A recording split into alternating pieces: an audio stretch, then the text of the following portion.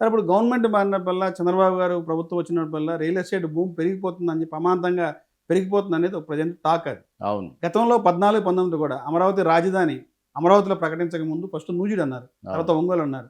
నూజివీడు అన్నప్పుడు చాలామంది ఆ చుట్టుపక్కల భూములు కొనుగోలు చేశారు. ఎందుకంటే మామూలుగా 20,00,000, 10,00,000, 5,00,000 ఉన్న భూములు కూడా అమాంతంగా కోట్ల రూపాయలకి వెళ్ళింది. అవును. తర్వాత మళ్ళీ అమరావతిలోకి మార్చారు. ఆ టైంలో చాలామంది లాస్ అవ్వడం జరిగింది. ఇదే పరిస్థితిలో ఇప్పుడు అమరావతిలో అమరావతి ల్యాండ్ పూలింగ్ జరుగుతుంది. రెండో విడత జరుగుతుంది. ఫస్ట్ ఫేజ్‌లో తీసుకున్న భూములకి ఇంతవరకు రైతులు కొంతమందికి భూములు ఇంకా ట్రిపుల్ ప్లాట్లు ఇంకా వాళ్ళకి ఇవ్వలేదు.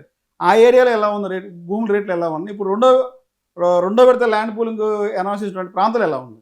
ఇప్పుడు మీరు రాజధానిలో పోలింగ్ తీసుకున్నటువంటిది అంటే రెసిడెన్షియల్ ల్యాండ్‌గా ఒక 1000 గజాలు, కమర్షియల్‌గా ఓ 250 గజాలు ఇస్తానని చెప్పి అప్పట్లో పోలింగ్‌లో అగ్రిమెంట్ అది. అగ్రిమెంట్ తీసుకున్నారు. దాన్ని మీరు తెలుగుదేశం ప్రభుత్వం ఉన్నంత కాలం బాగా రేట్లు పెరిగినియి. అంటే రూ. 25,000 నుంచి రూ. 50,000 గజం వెళ్ళింది. గజం. గజం 25,000 నుంచి రూ. 50,000 పెరిగింది. దీనివల్ల బాగా కొనుగోలు, అమ్మకాలు జరిగినియి. తర్వాత గవర్నమెంట్ మారింది. గవర్నమెంట్ మారిన తర్వాత 3 రాజధానులని చెప్పి ఆ గవర్నమెంట్ ప్రకటించడం జరిగింది. ఇప్పుడు మళ్ళీ ఏం జరుగుతుంది ఇప్పుడు ఇంత బాగా చేస్తున్నా 3 సంవత్సరాలు ఇప్పుడు 2 ఏళ్ళు అయిపోయింది. 3 ఏళ్లలో ఒక రాజధాని కట్టాలంటే కనీసం 25 ఏళ్ళు పడతది.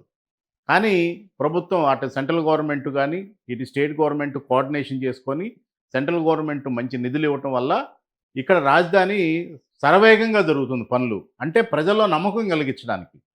ఇప్పుడు చాలామంది ప్రజలేం భావిస్తున్నారంటే మళ్ళీ ఆ ప్రభుత్వం వచ్చి, మళ్ళీ జగన్మోహన్ రెడ్డి గారి ప్రభుత్వం వచ్చి ఇక్కడ రాజధాని లేదు తూచిపోండి, మళ్ళీ 3 రాజధానులే, నేను వైజాగ్ వెళ్తాను, మళ్ళీ నెల్లూరు వెళ్తాను, కర్నూలు వెళ్తాను అని చెప్పానంటే ఇక్కడున్న పరిస్థితులు ఏంటి అనేది ప్రజల్లో ఒక భయం అనేది వచ్చేసి అందరూ కూడా ఏంటంటే పెట్టుబడులు పెట్టడానికి ముందుకు రావట్లా.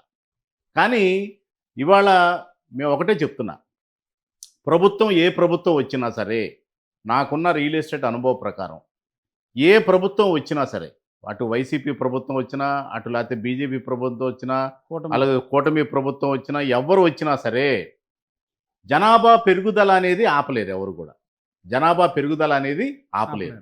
సో జనాభా అనేది పెరుగుతూనే ఉంటారు. ఇప్పుడు మీరు చూడండి, విజయవాడ, గుంటూరు గ్రేటర్ సిటీ కింద కన్వర్ట్ చేస్తున్నారు. ఎందుకు కన్వర్ట్ చేస్తున్నారు అంటే సదుపాయాలు అనేది కల్పించాలి.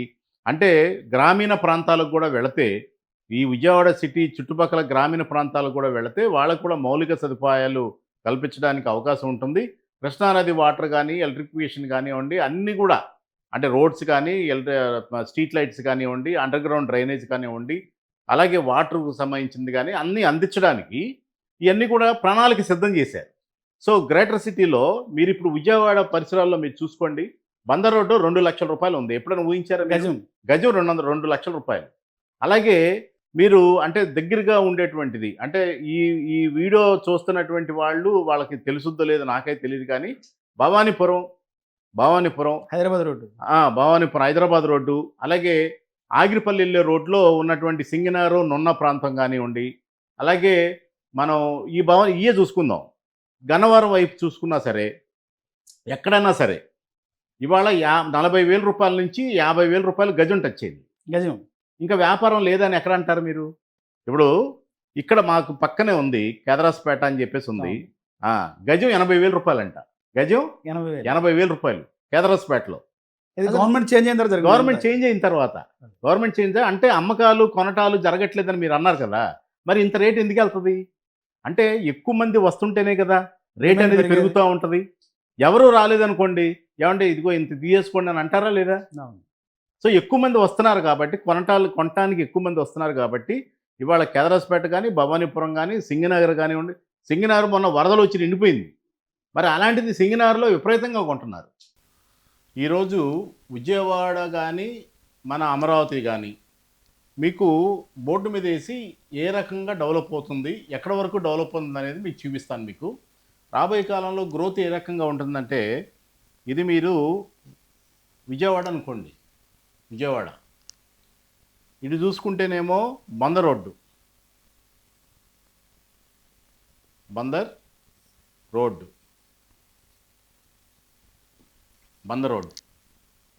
ఓకే. ఇటు చూసుకుంటే ఏలూరు రోడ్డు,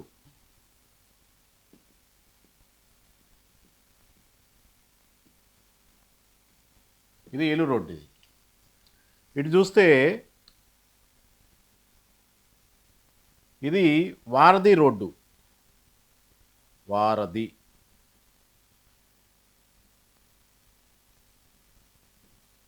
ఇటు చూస్తే జగ్గయ్యపేట, నందిగామ,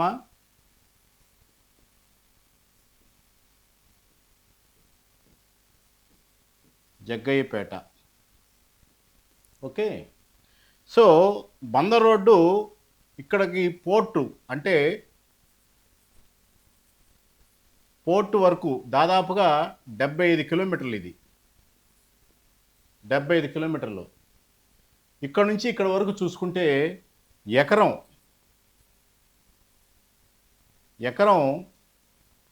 2 కోట్ల నుంచి 4 కోట్లు ఉంది. ఏది దగ్గరగా మచిలీపట్నం దగ్గరికి నేను చెప్పా. మీరు ఇంకా దిగువ ప్రాంతానికి వస్తే, అంటే ఉయ్యూరు, కంకిపాడు ఆ ఏరియాకి వస్తే దాదాపుగా 4 కోట్ల నుంచి 7 కోట్లు ఉంది ఎకరం. 7 కోట్లు. అలాగే ఏలూరు రోడ్డు మీరు బాగా గమనించినట్టయితే ఏలూరు రోడ్డుకు ఉన్నటువంటి ప్రత్యేకత ఏంటంటే హనుమాన్ జంక్షన్కి హనుమాన్ జంక్షన్ డెవలప్ అవుతుంది. గన్నవరం, ఫస్ట్ గన్నవరం వస్తుంది, గన్నవరానికి గన్నవరం డెవలప్ అవుతుంది. అలాగే గన్నవరం దగ్గర పెదవుడిపల్లి దగ్గర ఆల్రెడీ వెస్ట్ బైపాస్ అనేది కనెక్ట్ అయిపోయింది గన్నవరం దగ్గరికి. విజయవాడ నుంచి మెట్రో గన్నవరంకి అప్రూవల్ అయిపోయింది. ఇక్కడ పోతే పొట్టుపాటు దగ్గర ఆల్రెడీ ఇంకో ఔటర్ రింగ్ రోడ్డు ఎక్కడికి వెళ్తుంది, మన కంచిచర్లకి వెళ్తుంది. అంటే మైలవరం కంచిచర్లకి వెళ్తుంది. అది పొట్టుపాటు దగ్గర నుంచి వెళ్తుంది అది. సో అక్కడ నుంచి చూసుకుంటే దీంట్లో ఎస్పెషల్లీ ఏలూరు రోడ్డుకు ఉన్న గొప్పతనం ఏంటంటేనండి, గన్నవరంకి అక్కడ కాస్ట్ ఎక్కువ ఉంటుంది, జంక్షను అక్కడ కాస్ట్ ఎక్కువ ఉంటుంది. అలాగే ఏలూరు మేజర్ సిటీ, అది ఏలూరు అనేది మేజర్ సిటీ. అంటే బందర్ దగ్గరికి వచ్చేసరికి డెడ్ అయిపోతుంది. ఏలూరు రోడ్డు అట్లా కాదు. ఏలూరు రోడ్డు గన్నవరం జంక్షను, అట్లాగే ఏలూరు అక్కడ వరకు వెళ్తుంది. ఇక్కడ గన్నవరం, అలాగే హనుమాన్ జంక్షను, అలాగే ఏలూరు. సో ఈ 3 మేజర్ పాయింట్స్ అన్నమాట. ఈ మేజర్ పాయింట్స్. గన్నవరంలో కూడా 5 కోట్లు ఉంది. ఇక్కడ 2 కోట్ల నుంచి 3 కోట్లు ఉంది హనుమాన్ జంక్షన్ దగ్గర. అలాగే ఏలూరు దగ్గర చూసుకున్నా సరే 3 దగ్గర నుంచి 5 కోట్లు ఉంది. 5 కోట్లు. ఇవి డబ్బులే చెప్పేది నేను. 2 కోట్లు, 3 కోట్లు, 5 కోట్లు చెప్పేది డబ్బులే. ఇవాళ రైతులు కోటీశ్వరులు అయ్యారు. ఎందుకంటే అభివృద్ధి. మనం 1990లో లేవు, మనం ఇవాళ 2026లో ఉన్నాం. అందరూ ఏమనుకుంటున్నారంటే అప్పుడున్న రేటే అనుకుంటున్నారు ఇంకా. కానీ మీరు ఇంట్లోనే ఉన్నారు, రేట్లు మాత్రం పరిగెడుతున్నాయి. ఇకపోతే ఇది జగ్గయ్యపేట, నందిగామ, జగ్గయ్యపేట అమరావతి రాజధాని. అమరావతి రాజధాని కదా మనకి. ఈ అమరావతి రాజధానిలో దీన్ని జిల్లా కింద చేశాడు. అమరావతి జిల్లాలో నందిగామ, జగ్గయ్యపేట కలిపాడు ఈ మధ్యకాలంలో. మొన్నటి వరకు నందిగామలో కంచిచర్ల, నందిగామ కనీసం ఒక 50 లక్షల నుంచి ₹1 కోటి, 1.5 కోటి ఉండేది ఎకరం. ఇవాళ దాదాపుగా నందిగామలో కానీ జగ్గయ్యపేటలో కానీ ఎక్కడ చూసుకున్నా సరే నందిగామ దగ్గర అయితే ఇవాళ కంచిచర్ల, నందిగామ మధ్యలో అయితే ₹15,000 గజం ఉంది.